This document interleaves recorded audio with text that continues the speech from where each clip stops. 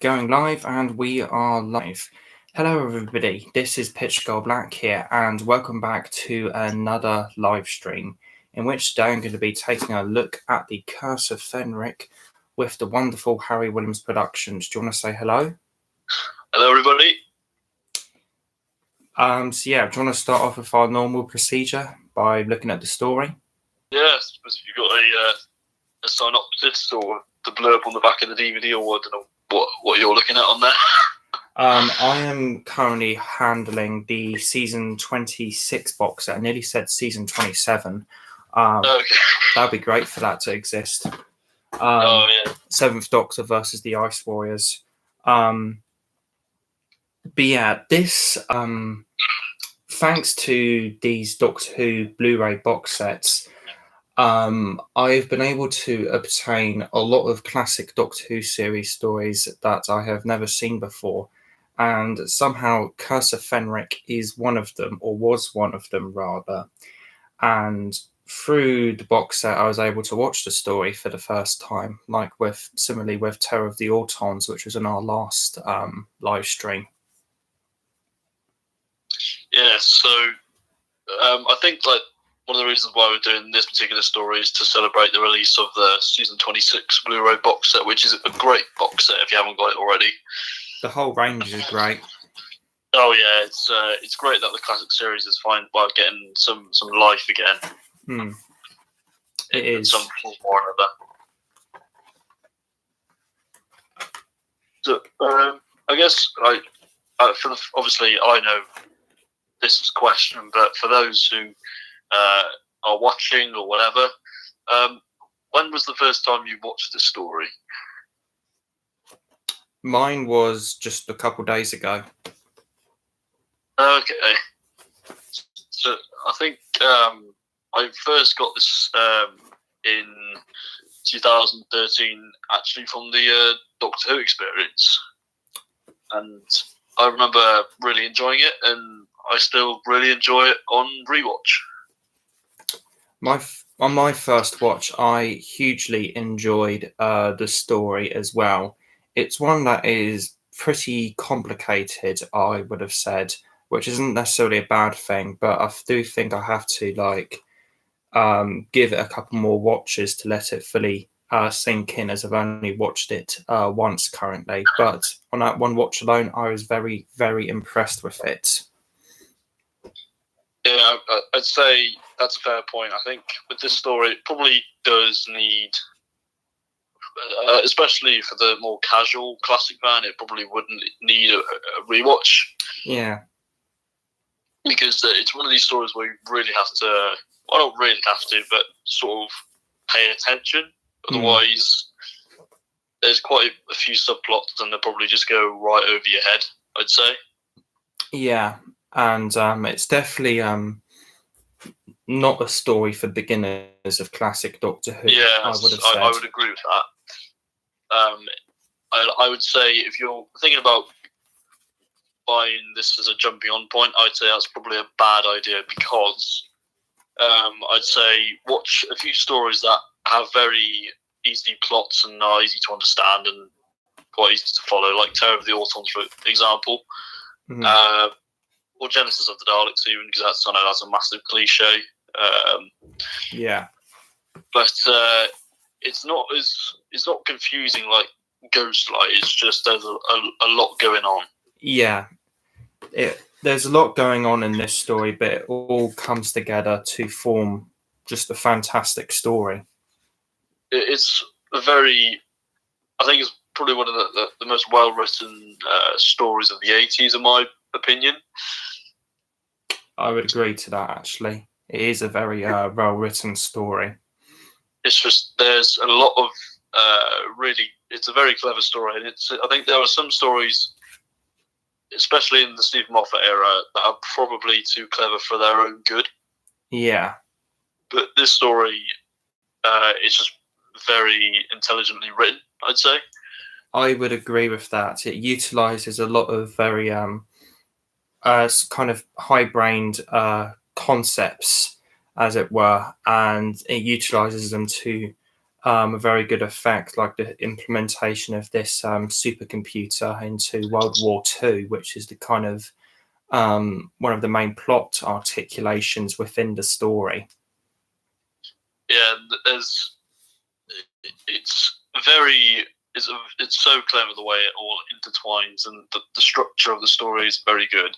I think if this story was 6 parts, then I think it probably would have suffered from just padding. Yeah, it would have suffered from a lot of padding. But it's a very rich and really quite detailed story, I'd say. It is as well, and I kind of like how the Haemivores themselves are kind of in the background almost, because if you really think about it, they don't appear until the second half pretty much, despite a couple glimpses in episode 2. Was that the Haemivores, you say? The Haemivores, yeah. As they don't really appear until the second half, so you've got this kind of huge focus on World War II and the sort of mythology that the story itself is building up, which I quite like a lot. The build up for the first 2 episodes is very, very good. Really, it does a really good job of world building. It does. And I love the use of location footage, because I think this is probably the most expensive story from season 26. Because Ghost Light was all. I can imagine it probably was. Yeah, I can imagine. It was mostly studio bound, so. Mm-hmm. But it's a great bit of location filming. I believe it's in the south end of the UK. Well, of the UK. Oh, nice. And I got a few friends who actually went there, so I'm kind of jealous about that. But oh, right. It's a great. I love the army base, and just the what's Maiden's Point? Maiden's Point, yes. I love that. I think that's really good. And you said about the Haemivores, they are one of the best designs of the 80s, I'd say, in terms of effects and makeup and whatever. They are a visually stunning creation overall. In my opinion, I just love the whole way that the costumes are, and the way they're made as well. Kind of like these sort of blue zombie vampire things. I think they're an absolutely stunning creation. They are really well done, and I think an interesting point, I don't know if you know this, but they were originally just called vampires. Oh, right. It wasn't until John Nathan Turner actually decided to name them, give them a different name, so they just wouldn't sound like just be generic vampires, if you know what I mean. Oh, right. That's fair. Which I kind of like, because I think they've got a cool name and they just look really good. They do. They look absolutely fantastic. And season 26 overall has some amazing production values to it. Oh, it does, particularly in the costumes. Even though at the time they all assumed that they were going to come back for another season. Oh, right. I didn't know that. Yeah, so they just thought, well, now that we've finished filming, I guess I'll see you for the next season. But they had no idea it was going to get cancelled. Another interesting thing to point out is that Sylvester McCoy's 2 children at the time, the 2 boys, they were actually in the story as Haemivores. Oh, wow. That's interesting. Yeah, which I think is quite cool. So I'm assuming they were probably fans of the programme, so... Probably. Given that their dad was the main character in it. So...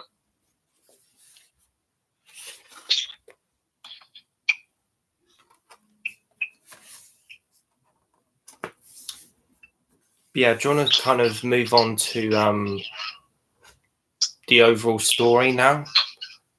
Yeah, sure. I mean, I guess we can talk about some of the characters in it, and there's quite a few characters in there. There is quite a few characters in here, because you get all sorts of ends of the spectrum with the World War II aspect being implemented, in the sense that you get German soldiers, English soldiers and even mentions of Russian soldiers as well.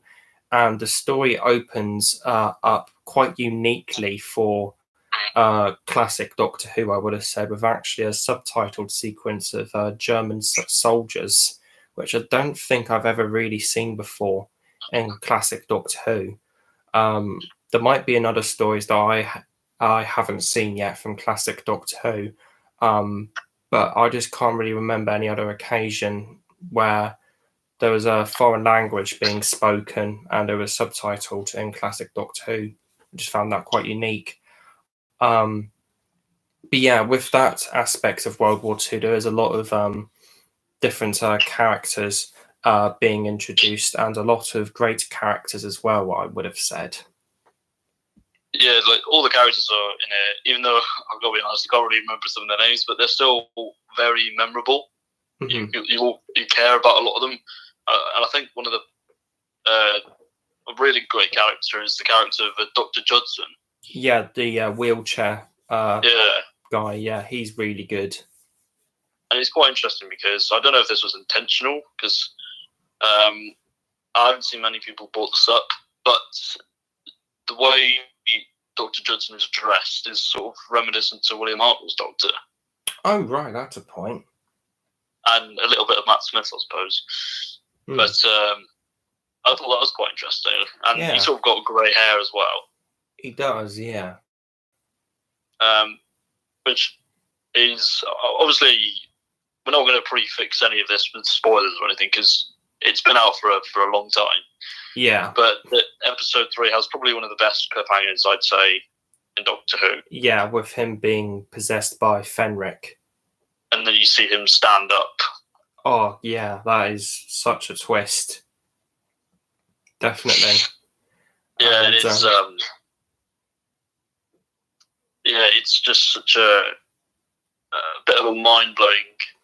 there are quite a few twists in this, actually. There is quite a few twists in it, particularly that one. But I think my personal favourite one is in episode 4, when it turns out that I'm not 100% sure of the character I'm about to mention, but it was the refugee's baby, or refugee's character's baby turning out to be, or what would turn out to be Ace's mum, I found to be really interesting, because she showed great love and affection towards this baby and wanting to look after it and its mum throughout the story, showing a really caring side to Ace, but also showing how much she kind of hated her mum, in terms of like how much she thought she was a bitch. And just to have those two kind of character plot lines in the story sort of weave into one another and to create that twist was just absolutely incredible, in my opinion. This was really the first time when they really wanted to make Ace as real as possible. Yeah, and I could understand that, because again, sort of going back to the point of where you said that they didn't know that season 26 would be the last one. I believe it was Ice Time. It was meant to be in the next season, season 27. That was meant to be Ace's final story. Yeah, so I think there were talks of her going to Gallifrey to be something selected for. She was going to become a Time Lord or something. Oh, right, that's weird. Because it's like, I'm guessing you know of the Cartmel master plan. I've heard of it, yeah.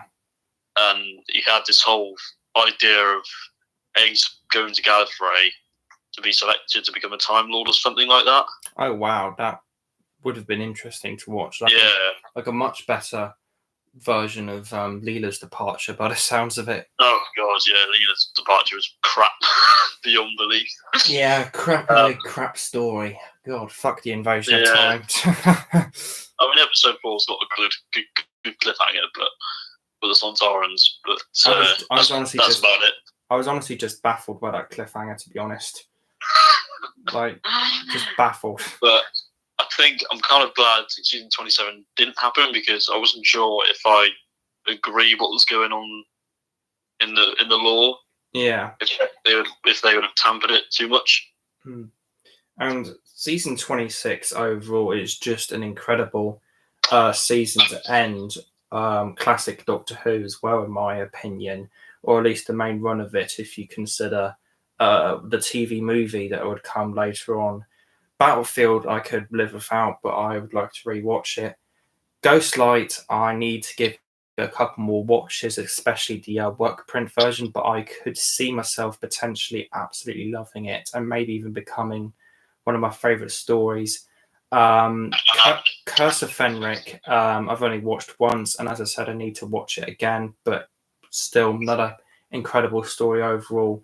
And Survival is just another great story. It's a very solid season overall. Season 26, I would have said, and is a good bookend to classic Doctor Who.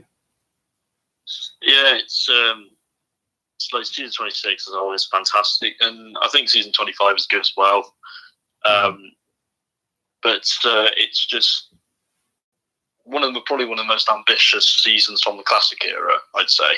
It is, yeah, definitely. It had a lot going for. Yeah, and there's that whole kind of thing I mentioned to you about Ghostlight being, or Ghostlight originally was meant to be Longbarrow, and then all of that happened, and Ghostlight kind of came out like a little bit of a mess in many people's eyes. For example, just seemed weird how Ghostlight ended up being only 3 parts because it really needed a 4th part. It really needed a 4th part, yeah. But am I right in thinking that you really hated Battlefield? I really, really hated Battlefield when I watched it one time when I first got the DVD. I just kind of got it just because Gene Marsh was in it at the time. Yeah. But because I was still obsessed with the Daleks master plan back then. Oh, right. But yeah, I only watched it once. I would like to give it another chance, but I just thought it was a tatty mess of a story, really. Because I know, like, in that story, I know it's sort of going off topic a bit, but I think we could turn this into a bit of a season 26 love video or whatever. Well, we could, yeah. We could just call it 26 ramblings or something. Season 26 ramblings under the Ghostlight. Yeah, I remember watching Battlefield and liking it. But I think, from what I understand, the Brigadier was originally meant to be killed off, and that's why it sort of fell a bit flat at the end. Oh wow! But I do think what's the blue creature called? The Destroyer, which is really... I don't think he looks really good. He looks really good, but his name is really bland. Yeah, true. Like the most generic name. The Destroyer. Yeah. It's just we've got this huge blue demon in this story. What are we going to call him? The Destroyer. That'll scare the kiddies. They may as well have called him a Smurf. The Horned Smurf. Nearly said horny. The Smurf Destroyer or something. But no, I think that's probably the only iffy story I'd say in that season. Yeah. But I think I'll probably need to rewatch it at some point. But I think the Curse of Fenric is definitely, well, in my opinion, anyway, the best one. I think I will be on your kind of wavelength possibly at some point. Well, I already kind of am, but kind of going back to my point of how I need to be with it. In fact, I would still probably say it is. I don't know really. There's just. I'm not sure really. Curse of Fenric is really good, but I also really like Ghostlight and Survival, to be honest. They're 3 fantastic stories. I'm assuming it's called like the Age Trilogy. Oh yeah. Which I think it's as a trilogy. I don't think it's officially called that, but a lot of fans just call it that anyway. I think as a trilogy. Yeah, I can see that. It's insane. It's just amazing.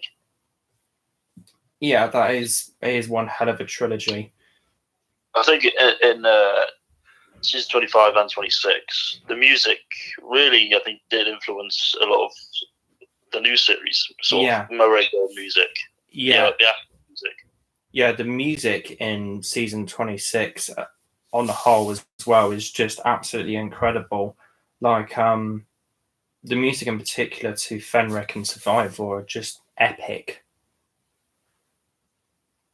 Oh yeah, definitely. I think, especially in this story, like Marquez is a great composer. I'm guessing you know who Marquez is. I do, yeah. He did a really good job with the music in this to really help with the atmosphere and some of the action scenes, I think. He did. Kind of one of those moments that kind of stands out in my head is the scene of Ace in the playground with the cheetah person on the horse in Survival. Yeah. Which I think was the beginning of episode 2. Video. I remember like your collection video was he's saying the cheetah people in Survival are basically furries. They are, pretty much. Which, now you said that, I can't really get that out of my head. Well, I mean, they kind of are, but well, they pretty much are. Yeah, I suppose. They are essentially furries. They're not cat rejects like that one from Orphan 55, but... Oh, yeah. But they still look really good, though. Yeah, and it's really weird thinking that Lisa Bauman played one of them. Oh, yeah, she did, didn't she? Yeah. Because I remember... So I did meet her one time at... Dimensions in 2013, and I was just talking to her about it, and she's I can't really remember what she said, but I think she just said she just had a really good time making that one. Oh, that was it. She was telling me she feels as though Survival feels very out of place in that season, which I can sort of understand, because I can imagine it being in season 25. Yeah, I can kind of see that, because Battlefield, Ghostlight, and the Curse of Fenric are all very kind of mythological, almost fantasy like stories, particularly in terms of Battlefield, I would have said, in terms of like their overall sort of concepts. Yeah, I'm not sure if they quite, even though like I love season 26 completely, I'd say it is a bit inconsistent in terms of its tone and direction. It is a little, yeah.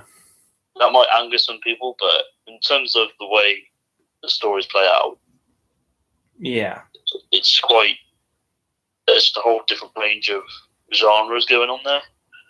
There is, yeah, definitely. It's still an incredible season to end the original series on.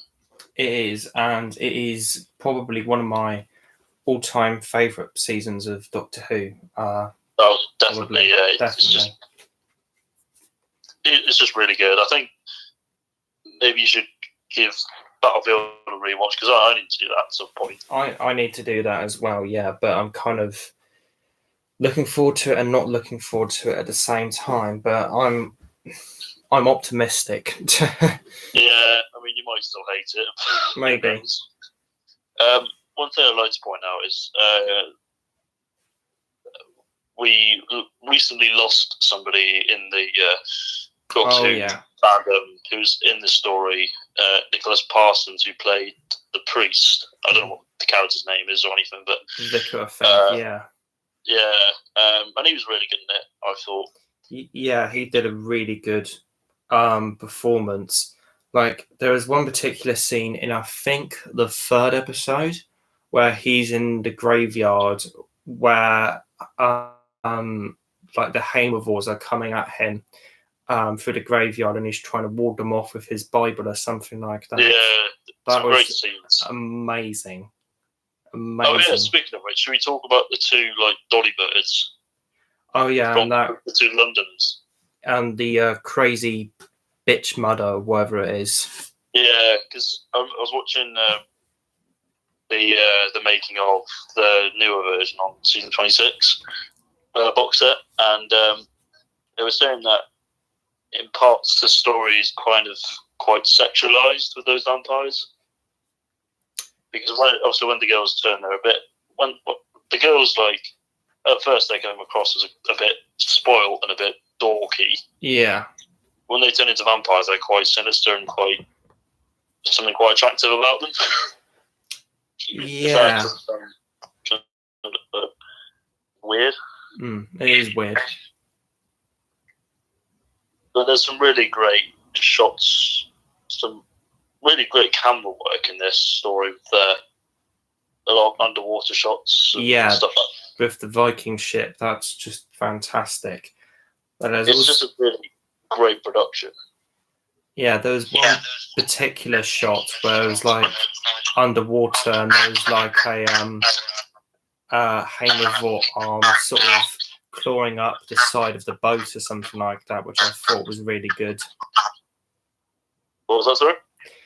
There was like one particular underwater shot that I thought was really, really good, which was the sort of Haimavort arm sort of clawing up the side of the boat. Oh yeah, that's underwater. Good, yeah. There's the production for this story is just they really knocked it out of the water, pardon the pun, in regards to the special effects, and because there's a really great scene where in episode 4 where Fenric, I think he basically commits suicide or something. Yeah. It looks like he just commits suicide. I think I can't remember how. Even though I watched it very recently, I can't quite remember how. Because there's a lot going on. Yeah. But there's a great scene where they're just running out, and there's just an explosion. So a lot of great production values in this.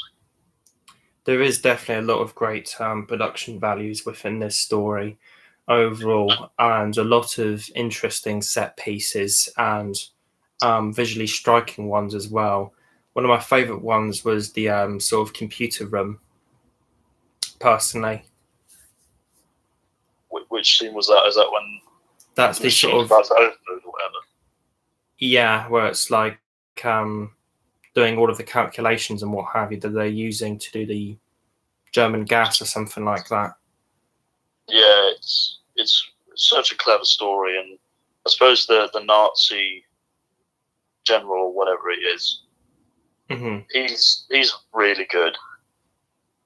Yeah, he is a really good one, really good character. I would like to check out the novelization at some point because it's probably feels like a Virgin New adventure. So, yeah, I would quite like to give that a read as well. Because another thing about the story is that chess is a very important part of this story. Because Fenric, I think it's believed that he did play the Doctor a game of chess once before, because he says something like, the contest begins again or something. Mm-hmm. So I don't know if it's implied that they met before. I'm not sure. I think it was implied that they did meet before, but I'm not quite sure under kind of what circumstances.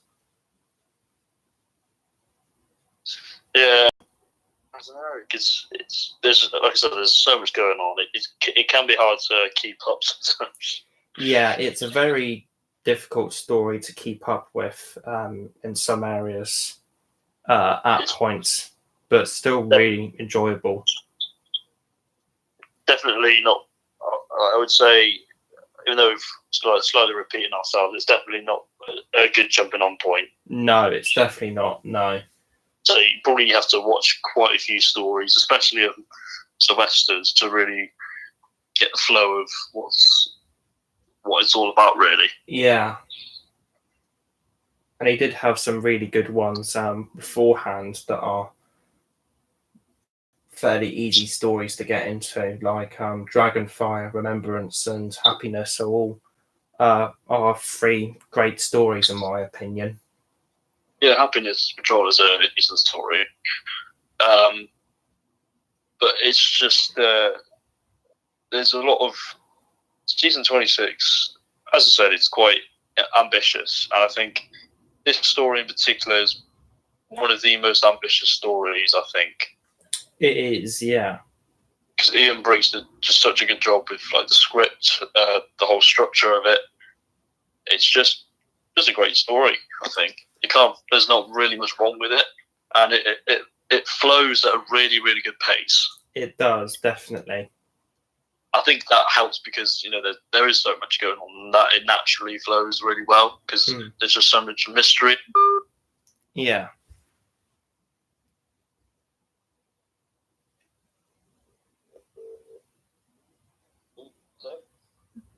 You cut off there. You were saying about mystery. Yeah, I think that I think from what I remember, Sylvester McCoy both and Andrew Cartmel wanted to bring back the mystery element to the character.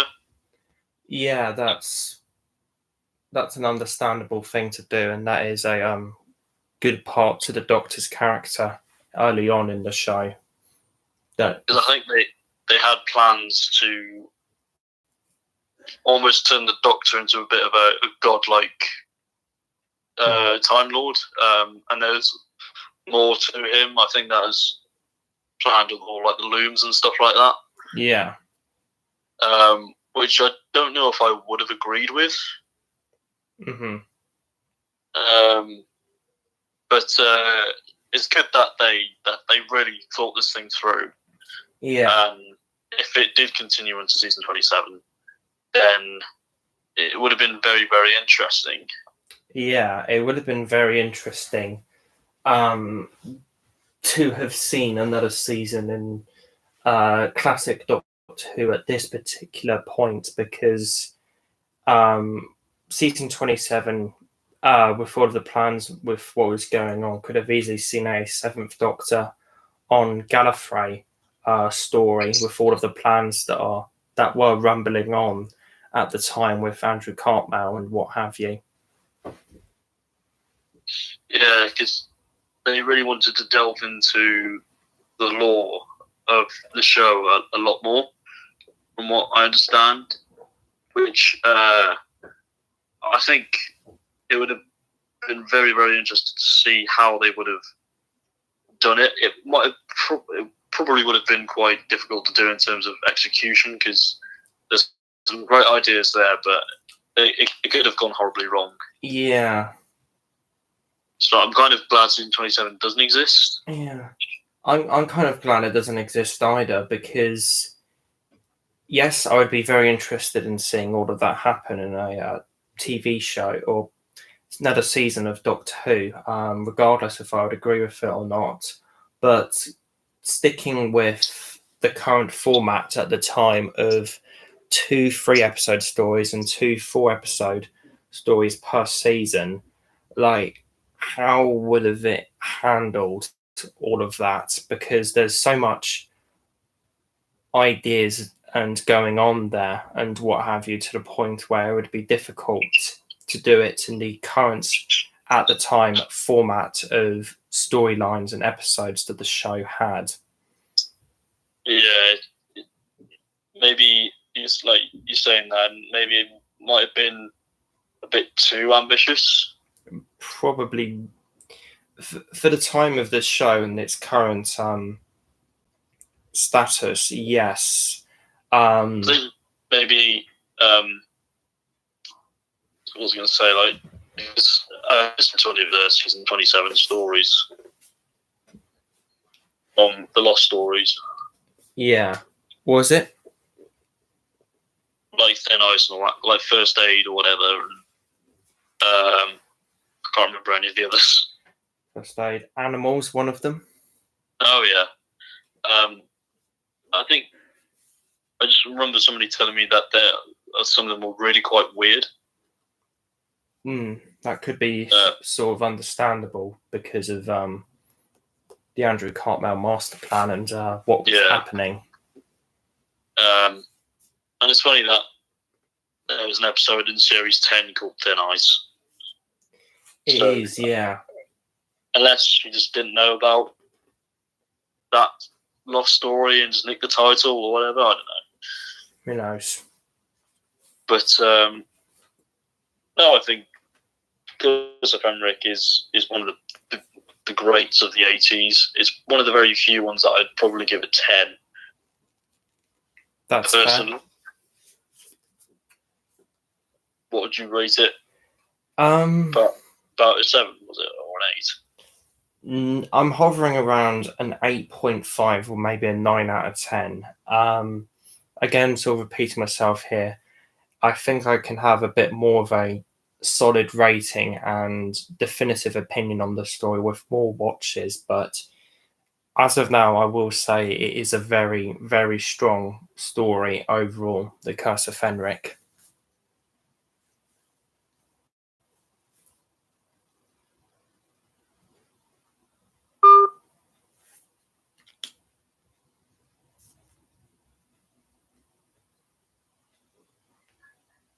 You cut off again there. Hi, William.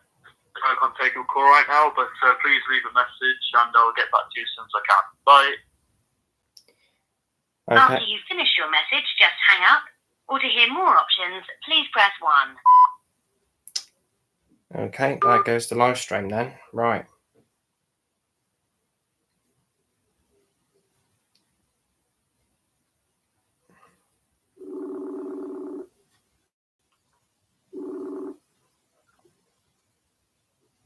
Right, that's...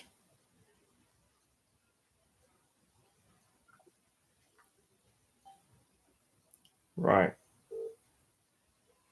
Hello. We're back in. I think we are. I'm really confused as to what happened there. I have no idea. Bit of a malfunction, I think. Maybe a bit of a curse in its own. Oh, God, yeah. Fenric is playing up. The fucking bastard. But where were we? We're talking about season 27. We were sort of talking about season 27 and its ambitious nature. Because obviously I would love to have seen a 4th season, but of Sylvester. But I don't agree with whatever the hell they had planned. But I'm kind of happy that it did end on season 26 because for a while I did think, I always thought Curse of Fenric was great, and I always loved it. But I always thought for a while that Survival was a bit crap and a bit overrated, just because of the fact it was the final classic Doctor Who story. Oh, right, yeah. Because I remember watching it and not like for the first time like years ago. It might have been 2012 or something, and just not really liking it.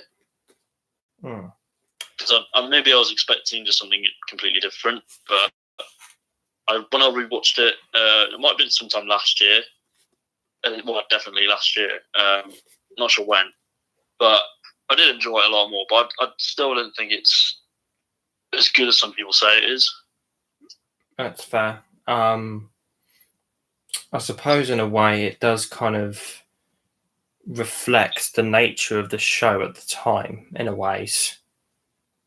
Survival. Yeah, because did you know it originally was going to be called Cat Flap? I didn't know that. No. Which I thought was quite interesting. Yeah. But I think Survival's probably a better title, and I agree that it does reflect like the current nature of the show. Like, yeah, it was, even though they didn't know, it was basically on its last legs. Mm-hmm. Yeah. And I quite like how, even though it was nearing towards the end of its tenure, they still had a story called The Greatest Show in the Galaxy. Yeah, that's really, really good. So for them to have that. You know, it's still really sad that Doctor Who did cancel, because it would have been cool to see it in the 1990s. It would have been, yeah. But as we've already mentioned, we're still kind of happy that it did end where it ended. Yeah, because of all of the ideas and what have you that Andrew Cartmel was brewing. Yeah, obviously had a lot of plans for the series. But I think he did go on to delve into the comics a bit, I think, didn't he? Might have done, yeah. I'm not sure. I think he definitely did do some Virgin New Adventure books. Oh, yeah. And a few Big Finish audios. Yeah. But do you have a particular ranking of season 26? Like from worst to best or something? God. I think I will definitely say that Battlefield and Survival are my bottom two. But in terms of whether I prefer Fenric or Ghostlight, I'm not really 100% sure, to be honest with you.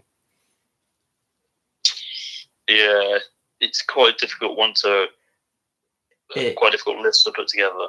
It is, yeah, and I really do need like a watch of the work print version of Ghostlight to kind of fully cement my opinion on the story, because it adds all of those deleted scenes and extended scenes and studio footage and what have you. And honestly, when I rewatched the 3-part television story version of the story quite recently, almost, I think it might have been on the day that I got the collection season 26, which I think was also the day it was released. I really enjoyed it, but at the same time, whereas I was thinking it was a great story, I was thinking I could see myself potentially loving this story, even it becoming one of my favourite Doctor Who stories of all time if I was to watch the work print version of Ghostlight, because it is on the brink of something being absolutely fantastic and absolutely incredible, in my opinion. The original 3-part story, it just seems like it. I just think it's going to benefit a lot with all of those extended scenes and make an opportunity for an incredible Doctor Who story succeed in that opportunity. Yeah, like you were saying before, it really could have benefited with another part. Oh yeah, definitely, yeah. It's just a shame that it didn't quite reach to its full potential, but even then, I know it's confusing, and some of it doesn't really make sense, but there's a lot of clever stuff going on in it. And Mark Platter's a very intelligent writer. He is, yeah. It's from, even though it's all studio band, but I think there is a couple of exterior shots of the house. There is, yeah. Because that is an actual house. Obviously, they didn't film inside it, but the studio stuff is very good. It is, yeah. And it's interesting to think how we've almost got two separate versions of Ghostlight, in the sense that it was originally meant to be Lung Barrow. And, it's basically the foundations for Lung Barrow. And unpopular opinion, I personally prefer story Ghostlight down to Lung Barrow personally, which is quite an unpopular opinion, but that's just you might get a bit of stick for that. But I think I will. sort of see what you mean, because as much as I enjoyed Lung Barrow, and I really did, I probably would say that it is slightly overrated. Yeah, and it may be overhyped as well. Mm-hmm. Like, there's still a high demand for it from fans. Like, they still want to read it. Yeah, because the fact it's just so different. Like, don't get me wrong, it's not a bad book by any means. It has a lot of good stuff to it. I just personally feel like it feels like a first draft overall, in my personal opinion. It just feels very kind of unfinished and unrefined as a Doctor Who book. One that didn't really get checked in a ways, because there's a lot of. Do you think it was rushed? I guess in that sense, yeah, it's just that there's a lot of different plot lines and what have you that I felt like could have been cut out or betterly written. Like I remember near the start of the book, there was this plot line about Ace meeting herself or something along the lines of that, and it got kind of forgotten about for about 100 pages in the book, and it just suddenly came back for some reason. And the only real reason why these plot lines existed in the first place, if I remember right, is just so that they could get all of the characters to the central location of the book, the House of Lungbarrow on Gallifrey. Yeah, like, of course, it's a good book. It is, yeah. At the same time, it's a little bit convoluted. It is. Yeah. I don't know many fans who have read it. Obviously, the main ones being TJ Productions and whatever, but I don't really know. I guess the general consensus is that it's highly praised just because of its reputation and background or whatever. I can kind of see where the praise for this book would come from in a sense, because it is a fascinating read in the sense of how it dives into the backstory of the Doctor's family and sort of explores his family a lot more. So I could kind of see the praise for it in that sense, but and that was a really good part to the book, but it's just the others weren't as good in my opinion. I guess you could probably add to the title of this video, Mini Lungbarrow Review. Yeah. Because I mean, I would recommend The Virgin New Adventures to any Sylvester McCoy fan. Yeah. It's one of my favourite ranges for Doctor Who books. But I think the reason why I love Sylvester McCoy's Doctor is because of his dark and mysterious nature. And one thing I would like to point out, actually, I don't think we've touched upon this, is how this story was.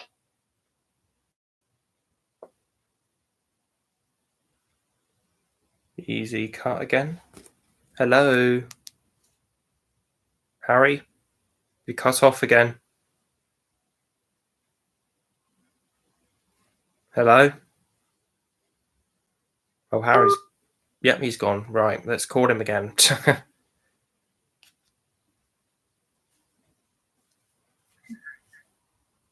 Hello, this is Harry Williams. I can't take your call right now, but please leave a message and I'll get back to you as soon as I can. Bye. After you finish your message, just hang up. Or to hear more options, please press 1.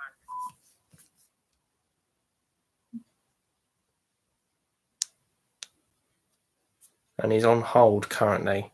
But this live stream is going very, very well.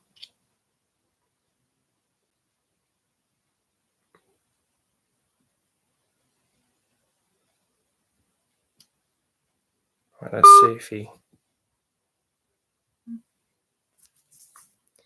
keeps cutting out for some reason.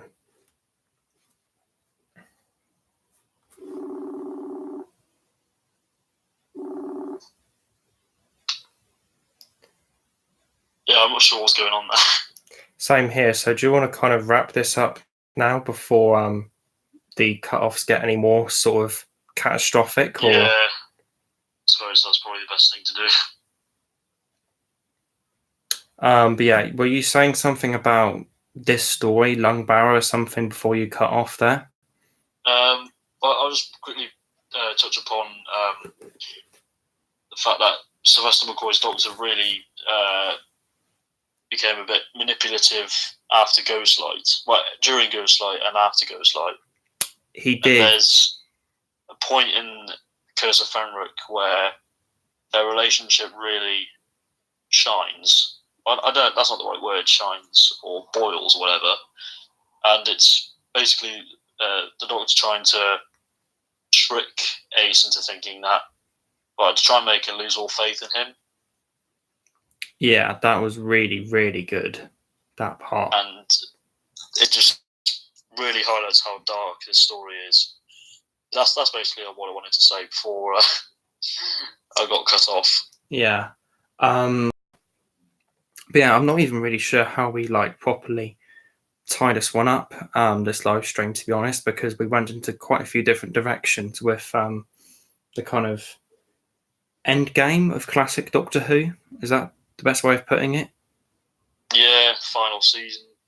Season 27, Long Barrow. Yeah, Lungback, and everything else tied to it. I think we should probably wrap this up by just summarising this up in, well, why we love it, a sentence or something like that. And I guess I could just say, well, I just absolutely love the story and I highly recommend it to any. Yeah. Well, probably, obviously, watch some classic stories beforehand, but I just really recommend it. But yeah, overall, Curse of Fenric, I think, is a fantastic Doctor Who story and is a excellent chapter in what is a absolutely fantastic season for classic Doctor Who and a incredible swan song season overall for that point in the show, I guess you would put it. And I would definitely recommend it if you are an advanced fan of classic Doctor Who in the sense of if you've experienced a lot of it already beforehand. Yeah, and definitely pick up the Blu-ray box set of season 26 if you haven't already. Because even if you haven't got any of the other Blu-ray sets, I still just recommend picking it up anyway. Because it's just an incredible season overall. And not a single bad story, in my opinion. Hopefully one day I would agree with that, with I've been watching on Battlefield. Yeah, it probably would need a rewatch at some point. Yeah. But I haven't really got much more to say. I haven't really got much more to say on this either. So there was our ramble about Curse of Fenric and the whole end game of classic Doctor Who, the Andrew Cartmel Master Plan, Lung Barrow, Virgin New Adventures, whatever the fuck we also talked about. I think just the whole array of different Sylvester McCoyisms. Yeah. Sylvester McCoyisms. That's an interesting thing. That's basically, that may as well be the title of this video. Sylvester McCoyisms. Sylvester McCoyisms, everything but Radagast. Pretty much, yeah.